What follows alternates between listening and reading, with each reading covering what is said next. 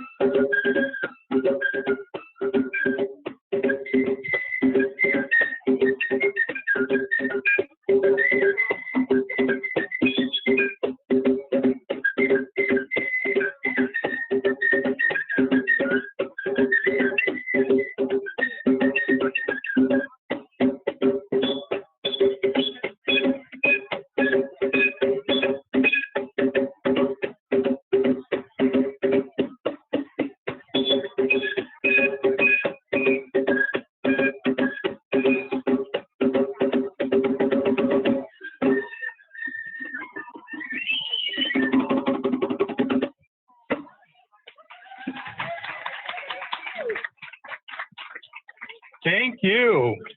Good morning, everyone. Isn't this amazing? This is so cool. And welcome to all of you at home. Welcome to our Sanctuary in Action community worship with the UU Congregation of Charlottesville. It's happening live here in Forest Hills Park, and it's good to be here with you, the people I can see, and also the people at home. My name is Brett Gastinger, and I'm so grateful to be part of this worship and your worship weaver today.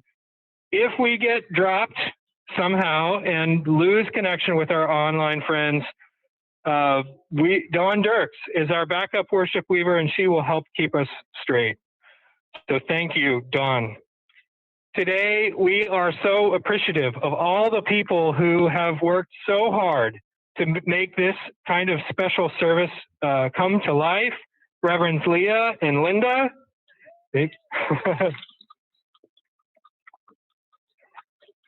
Our tech team, Sean Scally and Bailey Reed, and to all those that are offering logistical help. Terry Epps is doing the camera. Special shout out to Kelly Dryden, Elizabeth Breeden, Caroline Heins has been doing everything. Thank you. And Lori Craddock and Beth Jager-Landis have been setting up soup for later. This has truly been a community project. And now I'd like to invite Elizabeth Breeden to come forward and welcome you. Good morning. I keep getting the thank you, Elizabeth. I am Elizabeth Breeden, and I'm the vice president of your church. Congregation, very important word. I welcome you to our first outdoor gathering. If need be, we will have more. Thank you so much. Today, we are living out our deepest convictions that sanctuary, the hallowed gathering of people for spiritual centering and thanksgiving, sanctuary is not just the building that we have on Rugby Road. Sanctuary includes the homes of each of us, where many now are gathering on Zoom, but sanctuary also includes as well, and whenever and wherever we put our faith into action. In the streets of Charlottesville, like here in Forest Hills, but also in the food pantries, in the soup kitchens to feed the hungry. This is sanctuary in action. During today's service, people at home will be offered a chance to give, and the people here in the park will also have a chance to build a construction of donated food boxes and cans. We join our hearts and minds with these words. Come. Come with your joy and your hunger for hope. Come as well with your broken hearts, your ruptured relationships. Let our sanctuary in action be a beginning of repair. Let our words become webbing, weaving us into a fabric of relationship. Let the sounds circling in this space sweep you up like a stream whose currents long to carry you home. Music, children's voices, street noises, bird songs. And let our shared sanctuaries remind us that loneliness can be transformed. I said expect chaos.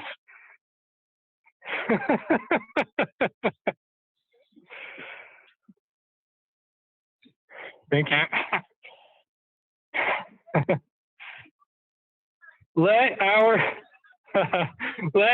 shared sanctuaries remind us that loneliness can be transformed and that together our hearts can mend, our faith can feed, and our world can be woven anew. Come, enter, rejoice, and come in.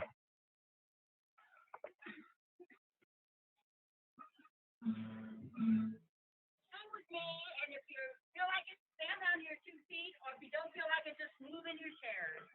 Enter, rejoice, and come in. Enter, rejoice, and come in. It will be a joyful day. Enter, rejoice, and come in. Don't be afraid of the wind. Don't be afraid of the wind. Don't be afraid of the wind. Today will be a joyful day. Enter, rejoice, and come in. Open your heart. Open your heart, everyone. Open your heart, everyone.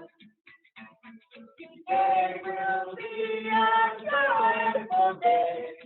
Enter, rejoice, and come in.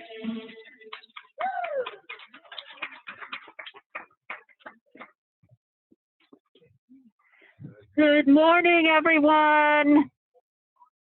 It is so wonderful to see your beautiful faces on this sunshiny day and to be here in community with one another. We're going to light our chalice now, and Aaron Sanders is going to come forward and hold up our words so that we can say them in unison together.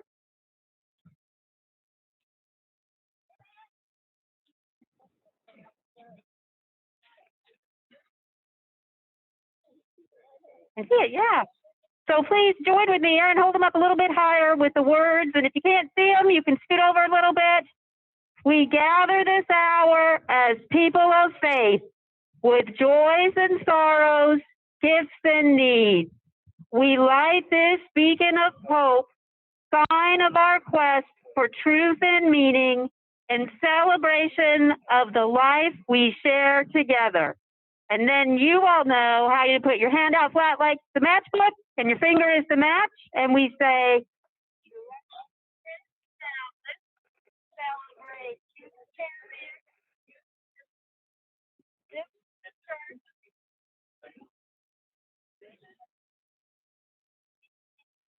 this is a church of loving hearts. Thank you, Aaron.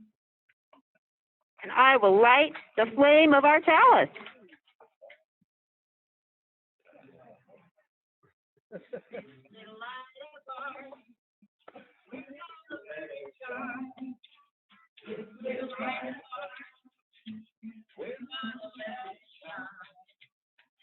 Little light of ours, we're gonna let it shine, let it shine, let it shine, let it shine. Everywhere we go, we're gonna let it shine. Everywhere we go, we're gonna let it shine. Let everywhere we go. We're gonna let it shine, let it shine, let it shine, let it shine.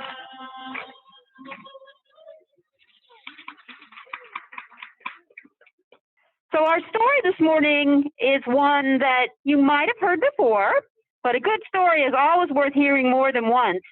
And you'd be surprised that there are some people who haven't heard this story before, and some people maybe who have heard it, but they forgot the important message that it has to offer us. So our story starts. Once upon a time, just as the sun was setting, 3 weary travelers came to the edge of a town. Their feet were blistered, their mouths were dry, and their bellies were empty. I am so hungry I could eat my hat, said one. I'm exhausted and I can't walk another step, said another. Let's stop in this town and ask for help, said the third. Now, the people who lived in this town lived modestly, and what little food they had, they kept to themselves, hiding it, even from their friends and their relations. They had forgotten the power of kindness and how sharing with others and working together can make everything better for everyone. When the townspeople looked out and saw the travelers, they said to each other, "Look, hungry strangers, quick, let's hide all the food and pretend we have nothing." And that's exactly what they did. The travelers came to the first house and they knocked gently on the door. "Good day, and peace be with you," the first traveler said. "Would you kindly share with us a little of your food? And a corner where we could sleep for the night," added the second traveler. "We'll tell you all about our travels in return," promised the third traveler. "Sorry," said the townsperson. "We gave all our spare food to the travelers who were here last week, and there's only one room in this house." The homeowner was not telling the truth. The travelers sighed and went to the next house. "We have nothing to offer you," said the owners. "The harvest was very bad this year, and every bit of food we have is gone." They, too, were not telling the truth. At every house, the same answer was given. The townspeople always had an excuse. They couldn't share their food, or they were going away, or they had relatives staying with them, or a plague of mice had eaten everything. The townspeople made up story after story to not help the travelers. The travelers knew they were being lied to, but what could they do? They were just about to give up when one of them had an idea. "It seems the people of this community have forgotten the power of kindness and sharing. Let's play a little trick on them and help them remember." And so in whispers and secret signs, the travelers came up with a plan. And the first traveler said in a big, booming voice so that the nearby townspeople were sure to hear, hang on, drum roll, said in a big, booming voice, "I'm terribly sad that the people in this town have no food. We 3 shall go to the town square, and there we shall make a pot of our delicious, our nutritious stone soup to share with everyone." And when they heard this, the townspeople were extremely curious. "Stone soup? What is that? How does it taste? How do you make stone soup?" "We'll gladly show you," the traveler said. "Follow us and bring a big empty pot with you, and some firewood too." And so they did. And arriving in the town square, one of the travelers made a fire and another filled the empty pot with water, and they all placed it over the fire to boil. "And now," said the first, "for the special ingredients." And with a grand and dramatic flourish so that everyone could see, they reached into a leather satchel and took out 3 smooth, round stones and plopped them into the pot of water. Soon we shall feast, they exclaimed, stirring the pot with a big wooden spoon. And as the rumor of a feast spread around the town, an excited crowd began to gather in the square. Just as we have planned, whispered the travelers to one another. And after the pot of water had been boiling for some time, the travelers began to sniff the air and lick their lips. And now, said the first, I will taste it.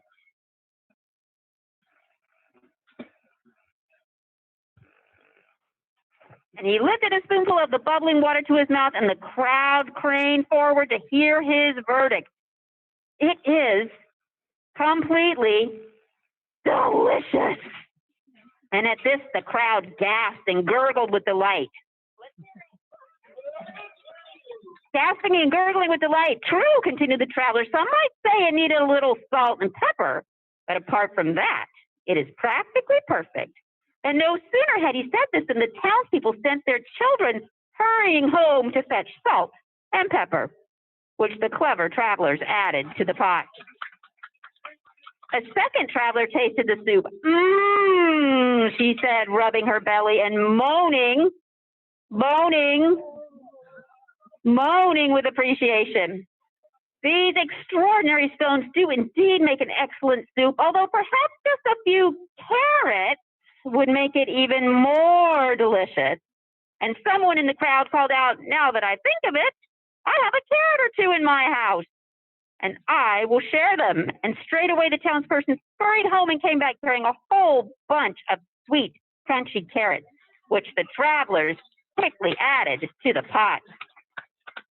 I suppose the perfect stone soup should also have some onions and maybe some cabbage too, said the third traveler. And a voice was heard in the middle of the crowd saying, I've got some onions and I've got cabbages, cried out another. And off they both ran, returning with generous portions of flavorful onions and fresh green cabbages. And the travelers greatly accepted it all and put it in the pot. And after another tasting, the first traveler paused with a look of pure joy on his face and declared, this stone soup is scrumptious. Although, I suppose that a few kidney beans and possibly some potatoes and perhaps some celery and some olive oil would improve the flavor, and maybe some herbs and spices. And miraculously, all those ingredients were added to the soup.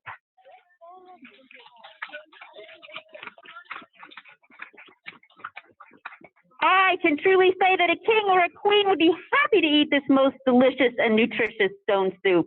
And when the crowd heard this, they were deeply impressed, and off they ran to fetch all the foods which they had hidden earlier. And they returned with generous helpings of tasty ingredients, for which the travelers added to the pot as quickly as they could. Food fit for royalty, murmured the townspeople, and all made from stones. Isn't that amazing? And finally, the travelers announced that the soup was ready. Don't worry, they said, there is enough for everyone.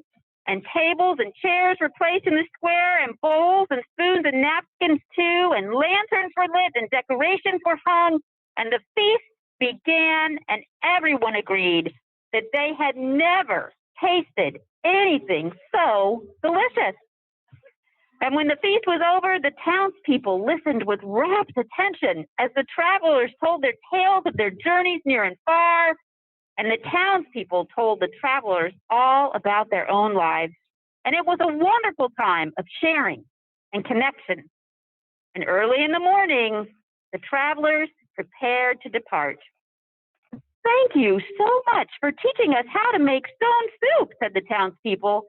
You are very welcome, replied the travelers, nodding and grinning. And please be sure to visit us again, said the townspeople. We certainly will, said the travelers. And they did. And nobody knows for sure whether the townspeople ever realized that they'd been tricked into sharing their food that night. But in a way, it doesn't really matter because they were all reminded of a deeper truth that they knew but had simply forgotten. And that is, when we each share what we can, we create something greater than any of us could make on our own, and that the power of creating and sharing community is one of the greatest gifts of all. Amen. And so ends our story. Thank you to our wonderful players, Elizabeth Breeden, and to all of you for being villagers and those who brought in the extra ingredients. I'm going to do a little shout out now, and I want you to either raise your hand or stand up if you have ever volunteered or helped out at our congregation's food pantry. Raise your hand and keep your hand up or keep standing. So keep your hand up. Raise your hand if you've ever helped out by making our hospital meal packets that we share with people at the University of Virginia. Keep your hands up. Keep your hands up. Raise your hand if you've ever helped with our soup kitchen that we do on Sundays to feed people. More hands. Keep those hands up and be looking around to see who else is raising their hand. Now raise your hand if you've ever helped by providing food at Pacham, where we feed people who come and are our guests who are otherwise be homeless. Lots of hands up. And then finally, raise your hand if you have ever helped with our Thanksgiving or our Christmas food collections. Lots of hands. So a round of applause for everybody who's been involved in the multifaceted food ministries of our congregation, which really help make a difference in the lives of all kinds of people, both within and outside of our congregation. And now, as we get ready to do some of our own action in the moment, we're going to have some musical accompaniment. And if you brought food with you this morning that we'll be donating to our own food pantry as well as other local food pantries, you're invited to bring that forward and place it over here in the bin. You're invited to build a tower with the food that we brought. And if you feel so moved, you are invited to do a little litter cleanup of this park. Seems there was a party here last night, and there are lots of broken balloon pieces that we could pick up and put in the trash. So let us engage now together in sanctuary in action in the park.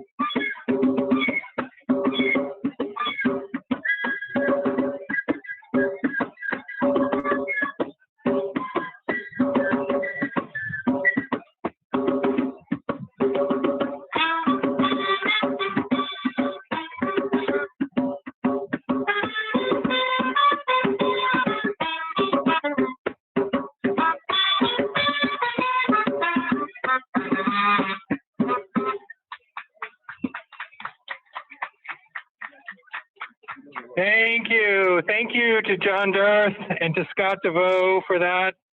Everyone, please come gather back around. Thank you for being patient with us, those of you on screen. Come gather in.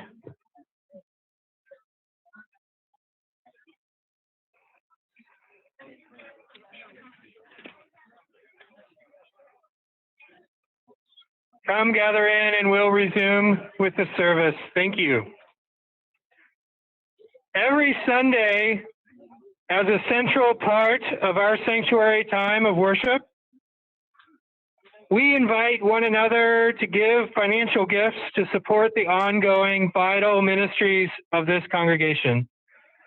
We also feature important social action causes, inviting you to give special gifts for the needs of our wider community.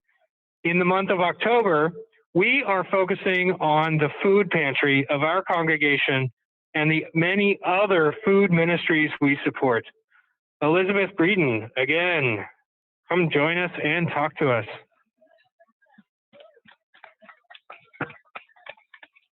So I find food ministry easy. And why I find it easy is that you don't have to question it with affordable housing, with outreach to the jail. It's got a lot of issues and gets complicated. Food for me is never complicated. If you tell me you are hungry, I will hand you food. I have no other questions. I don't question your need or your ability to get it yourself. I hand it to you. So at our food pantry, that's the principle we follow. And it's an interesting principle because indeed some of our customers have new cars. We don't care. If they say they are hungry, that's what we want to do, is give them food. So every first Friday of the month, about 10 or 15, we can always use more, hint, hint. First Friday of the month at 8 o'clock, 8:30 in the morning, depending on when the truck gets there. Our beautiful video is on the web. Please go look at it. Jude Bias did nearly all the photography, and boy, is she good. Sorry, Dan, you might be replaced. Woo-hoo. Anyway, this is the month for it. We'll put the video up at next Sunday service if you missed going to the website and seeing it. Thank you very much.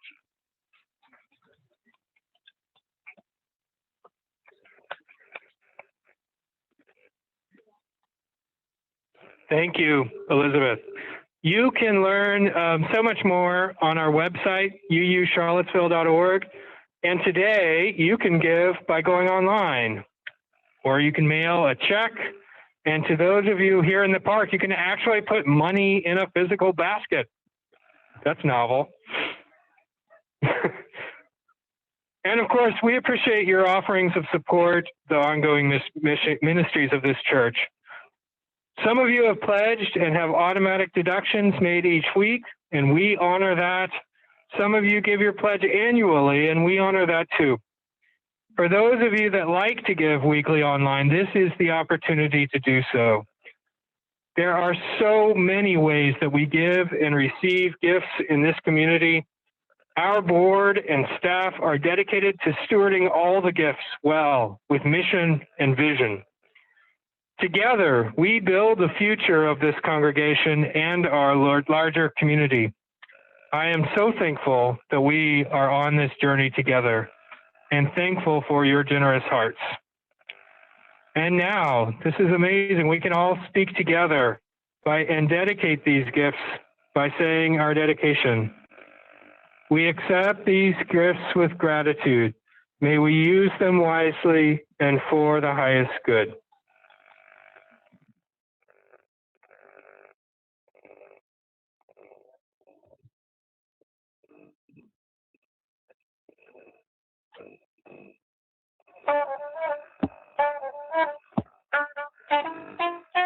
I'm gonna lay down.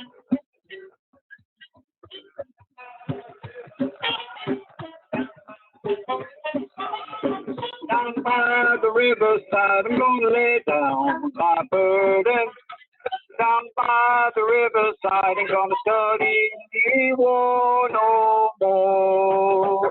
Ain't gonna study war no more. Gonna study war no more. Gonna study war no more. Ain't gonna study war no more. Ain't gonna study war no more. Gonna study war no more. Gonna lay down my sword and shield down by the riverside, down by the riverside, down by the riverside. I'm gonna lay down my sword and shield down by the riverside. Ain't gonna study war no more. Ain't gonna study war no more. Ain't gonna study war no more. Gonna study war no more. Ain't gonna study war no more.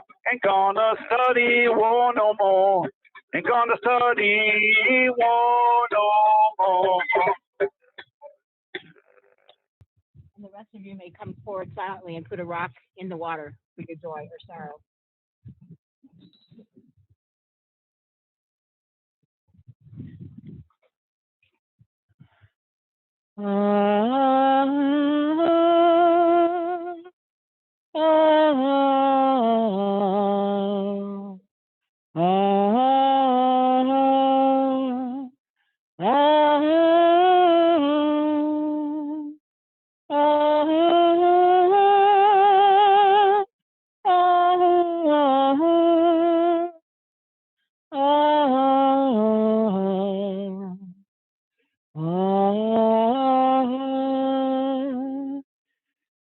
Spirit of life, come unto me, sing in my heart all the stirrings of compassion, blow in the wind, rise in the sea, move in the hand, giving life the shape of justice. Roots hold me close, wings set I free. Spirit of life, come to me, come to me. Spirit of life and love, hold us all now in the embrace of the universe. We are one. We are part of a human family. We are supported by the same planet Earth, breathing the air of our atmosphere, warmed by the sun, the one sun that shines on us all. May we each take comfort and be inspired by the relationships that hold us in this moment and in the years of our lives. Come, Spirit, come, our hearts control, our spirits long to be made whole. Let inward love guide every deed. By this we worship and are free.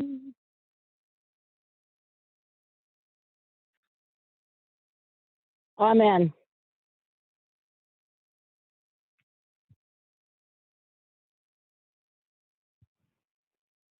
Well, here we are. Isn't this amazing? Isn't this amazing to be here after 18 months, a year and a half of pandemic, of turbulence in our nation, of separation, isolation, of not being able to be together. And don't you ever ask yourself, as I do sometimes, why is it that we even try to hang together as a congregation? Why do we do it when we can't be together? For many people, they come together to create connections, whether it's on Zoom or in person, because they like to listen to each other. And they like to be supported by each other when they're having joys or sorrows. And for many of us, the best way that we have to get to know each other is to do something with each other, to be doing things, to be active, putting our faith into action. And so today we built a pile of food. We cleaned the hillside. And soon there'll be volunteers among us that are going to carry that food to cars that'll go to the food bank and to other places in our region. And soon we're going to be sharing the soup that's been made for us. And then soon everyone here is going to help clean up, right? I have got to tell you, some of the best friends I have in my life that have lasted all these years are people who help me wash the dishes, are people who help me set up tables or chairs, people who help me rake leaves. How about you? Have some of your best friendships been made like people that helped you on the soccer field get that ball into the goal? Yeah. Or how about at school? Some of your best friends are the kids that really help you out by lending you something or helping you with your homework. Or at work, the people at work that really say, I'm going to do this with you. We'll work together.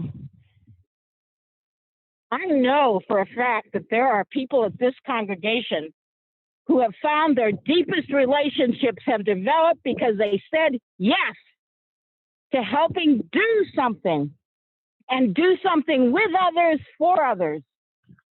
Elizabeth Breeden and all the volunteers with our food ministries, and Reverend Leia and Karen, and all the volunteers who help with the children and youth and families and all the activities that they do.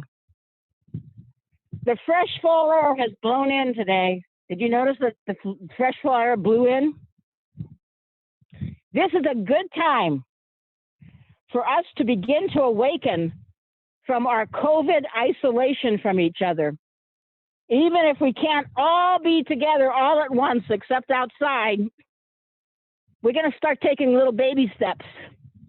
Starting next week, we're going to invite 35 to 40 people into the sanctuary to be in person at worship. This has to be by invitation, and we'll be rotating when you get an invitation. We're going to try to do it fair and equitably, you know, going through the list of the directory and inviting you, hoping for a time when we don't have to do it by invitation, when we can just open the doors. But this is a way that we'll have a chance to have half the congregation in person and maybe half of us joining in worship on Zoom every Sunday.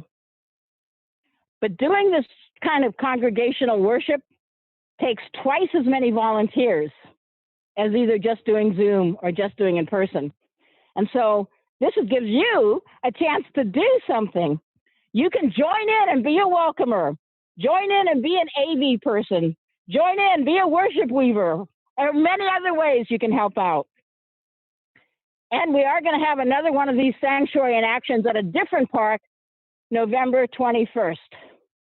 That day is going to be just as beautiful a day as today, I guarantee it. So let us know if you'd like to help with that. And you know, there's a group in our congregation right now who are looking into what it would take to sponsor a refugee family here in Charlottesville. Let us know if you'd like to be one of the people helping with that. So back to my first question, why do we even have a congregation of people that comes together? We are so busy all the time with our other activities, our work, our school. We come together, well, yeah, we come to learn and grow. Thank you, Leia, yes. And we come together to go deeper into ourselves and understand the wonder of life, yes. And we come here to find the support and encouragement to do things together. Because all of us together can do more than one of us alone. We come together to feed the hungry, to comfort the sad and the lonely, to vote for fair housing. Vote. to vote for just laws for all people. All these things are easier to do when we do them together. So I want you to tell everybody that this congregation is creating sanctuary and action. We're a congregation that's going to do things together. Tell your friends. Tell people you haven't seen since COVID separated us. Tell everyone you meet on the street. Tell them that we're a congregation that is doing things. We do them together.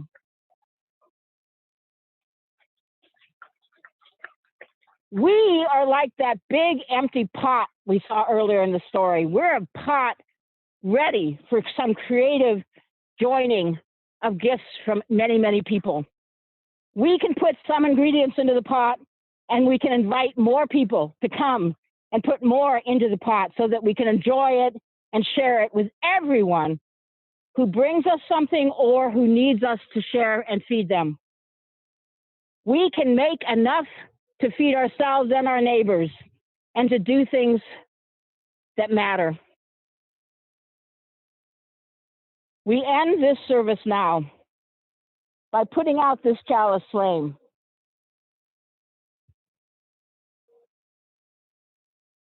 But I want you to know that you are beginning a whole new era of service for the Unitarian Universalist Congregation of Charlottesville. This is a new era where you will light the world with the light that you have and by the things you do with each other and for the community. So let our lives be a sanctuary in action, and let us sing a joyful song now with our musicians Scott DeVeaux and John Dirth. Amen.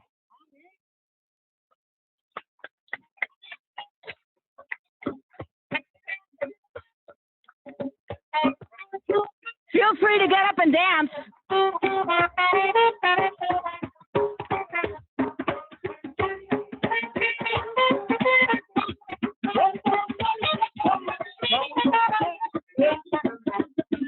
Oh, when the saints so